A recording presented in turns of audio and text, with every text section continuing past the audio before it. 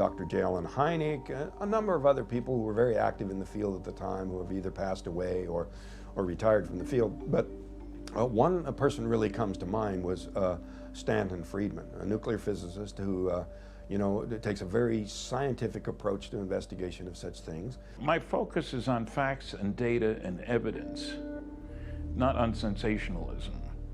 And I haven't had a case citing myself, so I'm not talking about, look at me, look what I saw, look what I did. And I specialize in using archives and places like that. And I think that's important, that as a nuclear physicist, I demonstrate that you can be scientific when dealing with something as kind of off the wall as flying saucers or off the sky. Stan does his homework, and he does his field work too. He came out there, visited me in my home, spoke to the people involved, investigated the site. That's what I'm known for. I check on things, and I have what I call a big gray basket. Not black, not white, maybe. People want a yes or a no answer. Do you believe this or don't? I say, I don't know enough in many cases. If somebody tells you a story for 2 minutes and I'm supposed to make a judgment? No, that's not the way we nuclear physicists act. At least this one doesn't. The true watchdog of truth is someone who advocates objectivity, open-minded examination. You neither accept nor reject until all the evidence has been properly evaluated. And that's all the evidence, pro and con.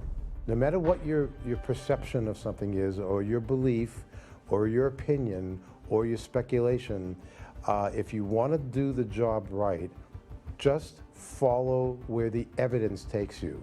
And no matter where it leads you to, no matter what kind of an outcome or result, whether you like the outcome or not, you will always stay credible if you follow the evidence. The uniqueness of Travis's case is that there's certain aspects you don't see in many other cases.